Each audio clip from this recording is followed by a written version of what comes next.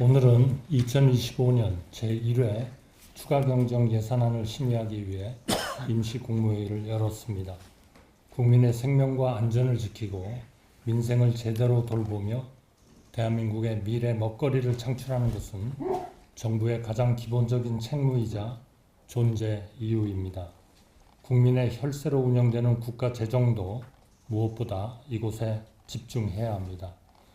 정부는 역대 최악의 산불 피해와 산업 전반에 충격을 준 미국발 관세 부과 등 대한민국에 닥친 시급한 현안을 해결하기 위해 현장의 요구에 부응하는 체감도 높은 사업을 중심으로 총 12조 2천억 규모의 추가 경정 예산안을 마련하였습니다.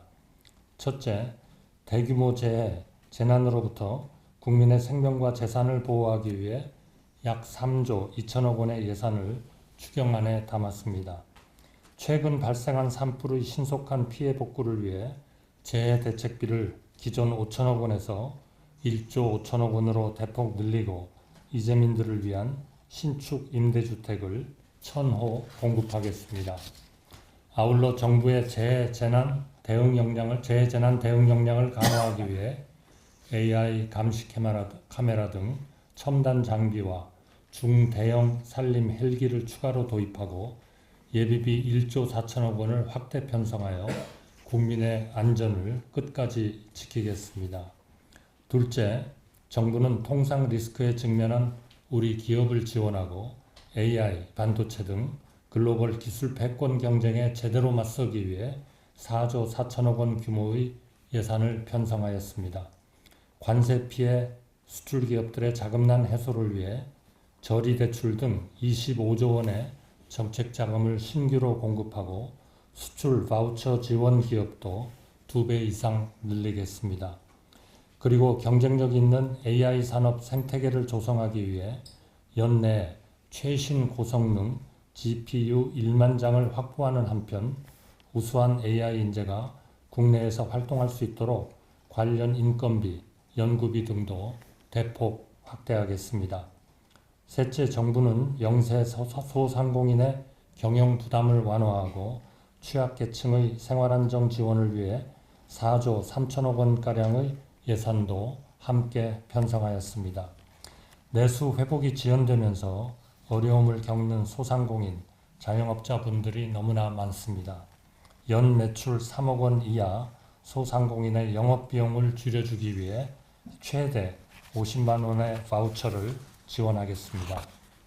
또한 영세사업자의 매출 기반을 확보하기 위해 카드 소비 증가액의 일정 부분을 환급하는 상생, 페이백 사업도 동시에 추진하겠습니다. 아울러 임금 체불 근로자와 청년층 금융 지원 등을 위한 정책 자금도 대폭 확대하여 취약계층의 안정적인 생활을 적극 돕겠습니다. 정부는 국회 의견을 최대한 수렴하여 이견이 없는 과제 중심으로 추경안을 마련하였으며 오늘 국무회의 심의를 거쳐 다음 주 초 국회에 제출할 계획입니다. 시급한 정책의 골든타임을 놓치지 않기 위해서는 민생경제 회복의 소중한 마중물이 필요한 현장으로 적기에 투입되는 것이 너무나 중요합니다. 일체의 정치적 고려 없이 오직 국민과 국가 경제만을 생각하며 국회에서 대승적으로 논의하시고 신속하게 처리해 주실 것을 간곡히 호소드립니다. 기획재정부를 비롯한 각 부처는 국회의 예산안 심사가 원활히 이루어질 수 있도록 소관 사업들을 국회와 국민께 소상히 설명드리고 최대한 협조를 구해 주시기 바랍니다. 추경안이 국회에서 조속히 통과되어 집행된다면 민생 경제의 어려움을 개선하는 데 적지 않은 도움이 될 것입니다. 이번 추경 예산을 편성하는 데 있어서 경제부총리를 비롯한 각 부처 장관님들 그리고 기재부 예산실 직원들의 노고에 대해서 감사의 말씀을 드립니다. 다만 최근 미 관세 부과 등 글로벌 통상 갈등과 내수 회복 지연 등으로 일부 기업들이 자금 흐름에 어려움을 겪고 이로 인한 금융시장 전반의 경색을 우려하는 목소리가 있습니다. 경제부총리를 중심으로 경제팀은 자금 시장 흐름을 면밀히 모니터링하면서 기업의 자금 흐름이 원활히 이루어질 수 있도록 적극 뒷받침해 주시기 바랍니다. 감사합니다.